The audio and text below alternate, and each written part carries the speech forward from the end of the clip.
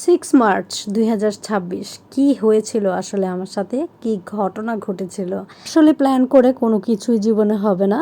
আর আমি আসলে এত দিন হসপিটালে কেন রইলাম, তো সব কিছুই সবাইকে একটু জানাই। হ্যালো অ্যান্ড আসসালামু আলাইকুম এভরিওয়ান। অনেক দিন পরে একটা নতুন ব্লগে সবাইকে ওয়েলকাম করছি। এই দিনটা ছিল মার্চের 4 তারিখে খুব হ্যাপি। আমি ডক্টর দেখাতে গেলাম, আমি ভিডিওস নিলাম। এটা ছিল হচ্ছে ব্লাড যারা আমাকে দিয়েছে। ডক্টর হঠাৎ করে আমাকে বলল যে আমার ব্লাড লাগবে।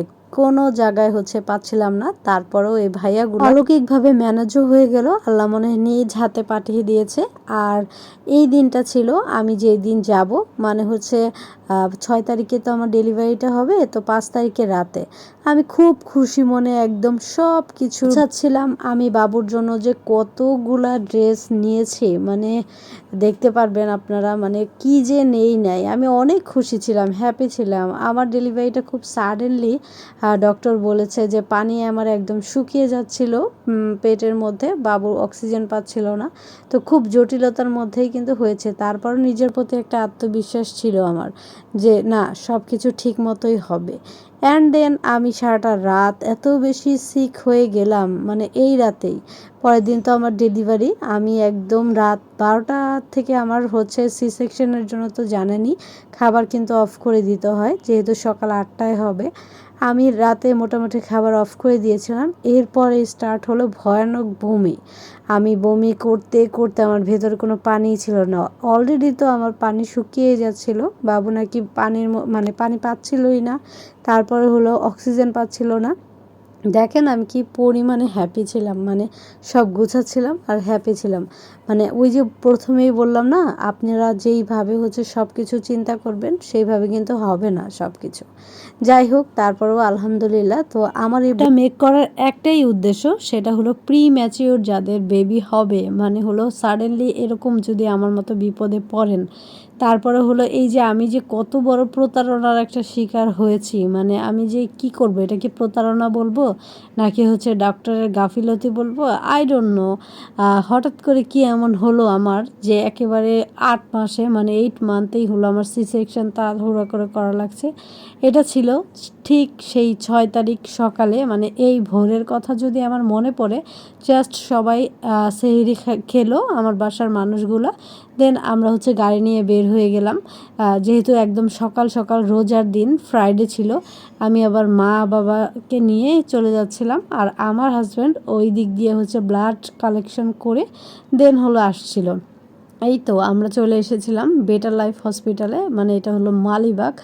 আমার আসলে হসপিটালটা চুজ করাটাও কি ভুল হয়ে গেল, বা এটা হলো আমার ব্যাড লাক ছিল, আই ডোন্ট নো।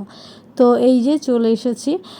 আমি বলবো যে সব জিনিস আপনারা করার আগে 10 বার চিন্তা করেন। আমি 10 বার না, আমি আসলে 20 বারই চিন্তা করেছি। তারপরেও যদি কপাল খারাপ থাকে, আসলে কিছু করার নেই। আমার কি ডক্টরটা চুজ করাই হলো ভুল ছিল, না কি ছিল, কপালে ছিল, হতে পারে। তো মা বাবাকে নিয়ে একদম চলে এসেছি। আমি দেখেন যে এতক্ষণ পর্যন্ত খুব বেশি একদম হ্যাপি ছিলাম, মানে আমি কিন্তু খুবই কনফিডেন্ট ছিলাম, আমি কিন্তু ভয় পাচ্ছিলাম না। আমি কিন্তু নিজের ভিডিওস, মা বাবার ভিডিওস সবারটা হচ্ছে নিয়ে রাখছিলাম। আমি এতটাই হ্যাপি ছিলাম যে আজকে আমি আমার বেবির সাথে ফার্স্ট দেখা হবে। মানে আমি হচ্ছে কথাগুলো বলতে বলতে অনেক বেশি ইমোশনাল হয়ে যাচ্ছি, যে আমার বেবিকে আমি দেখার জন্য এতই মানে হলো এক্সাইটেড ছিলাম যে কোনো, এই যে দেখেন আমি কিন্তু আমার নিজের ক্যামেরাটা নিজেই ধরে রেখেছি। আমি প্রত্যেকটা মোমেন্ট একদম সুন্দর করে সাক্ষী রাখতে চেয়েছিলাম যে আমার বাচ্চাটা যখন বড় হবে সে হচ্ছে সব জিনিস দেখবে। তো এই যে আমার মা কিন্তু খুবই টেনশনে আছে যে কি হবে। তারা কিন্তু অনেক বেশি ভয় পাচ্ছে, তারা যেহেতু অনেক বেশি কনসার্ন আমাকে নিয়ে। আমি কিন্তু একদমই কোনো রকমের কোনো ধরনের হচ্ছে ভয় ডর কিছুই পাচ্ছিলাম না। আমি হেঁটে হেঁটে ওটিতে গিয়েছি। আর এই যে আমার ইনলস সাইডের সবাই কিন্তু চলে এসেছে, আমাকে হলো সবাই খুব সাহস দিচ্ছিল।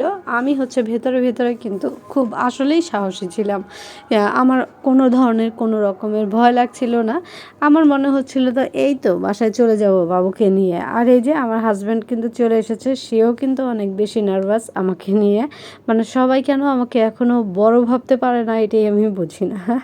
আমি কিন্তু তখনও বলছি ভিডিও করেন না, মানে এই যে, আর তারপর নিজে নিজেই বললাম আমাকে ধরা লাগবে না, আমি একা একাই উঠতে পারবো। মানে সব জিনিস হচ্ছে যে একাই করতে চাচ্ছিলাম। মানে আমি তো অনেক বেশি হ্যাপি ছিলাম। আর এটা হচ্ছে আমার হাজব্যান্ড একটা ক্লিপ রেখে দিয়েছিল। আমাকে যখন ওটিতে নেওয়া হলো, সবাই হলো বাইরে বসেছিল আর হচ্ছে চিন্তা করছিল যে কি বেবি হবে। আসলে কেউ কোনো কিছু জানতো না কি বেবি হবে, আর অপারেশনটা যেন খুব সুন্দর মতো হয় সেটা। আর আমার হচ্ছে আমার হাজব্যান্ডের কাছে রিকোয়েস্ট ছিল যে প্রত্যেকটা মোমেন্ট আপনি হচ্ছে একদম তুলে রাখবেন, আমি যেন সব জিনিস হচ্ছে দেখতে পারি এরপরে। আর এটা হলো একদম ওই যে ইফতারি টাইম হয়ে গিয়েছে, আমার তো ওটি কমপ্লিট হয়ে গেছে আলহামদুলিল্লাহ। আল্লাহ আমাকে একটা প্রিন্স দিয়েছে, তো এই জন্য তো অনেক বেশি হ্যাপি। তো সবাই আমার জন্য একটু দোয়াও করছিল এই তো। আর এই যে ফাইনালি আমার কিন্তু ইনফেকশন হয়ে গিয়েছে কিছুদিন পরেই যখন জানতে পারলাম।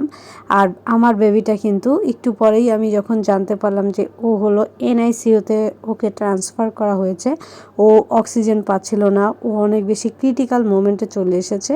সেটা কিন্তু আমরা বেটার লাইফ যে হসপিটালে সেইখানেই। আর আমার বেবিটার এত বাজে একটা সিচুয়েশন তারা করে ফেলেছিল বেটার লাইফে। এখন আমি বাধ্য হলাম যে ব্লগে সব জিনিস বলার জন্য, যাদের প্রি ম্যাচিওর বেবি হবে বা যারা হচ্ছে সি সেকশন করতে চাচ্ছেন, যারা বেটার লাইফ হসপিটালটা চিনেন, ভুলেও কখনোই যাবেন না। আমি ফার্স্ট আমার বাবুটাকে এইখানে এনআইসিইউতে যখন দেখলাম, তখন আমার ভেতর থেকে এমন একটা ফিল হচ্ছিল যে এটা আমার রক্ত বা কোনো কিছু।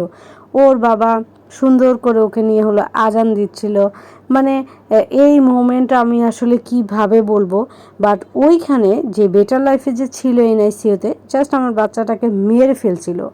আমি কি বলবো এই কথাগুলো, আসলে আমি যখন তার এত অবহেলা দেখছিলাম সেইখানে, মানে ভালো একটা কোনো সার্ভিস তো ওরা দিচ্ছিলই না। ডে বাই ডে আমার বাচ্চাটার খালি অবনতিই হচ্ছিল।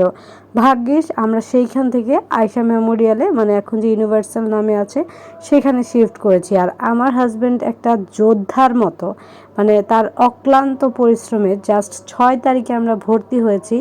আমাদেরকে যা আমরা প্রায় 1 মাসই হয়ে যাচ্ছে, 1 মাসের মতো হসপিটাল খালি দৌড়াদৌড়ি করলাম। আর যখন দেখলাম যে আমারও ইনফেকশন হয়ে গিয়েছে, কি বলবো, আর কোনো কিছু বলারই নেই। মানে নিজের উপর যে কেমন যুদ্ধ গেল।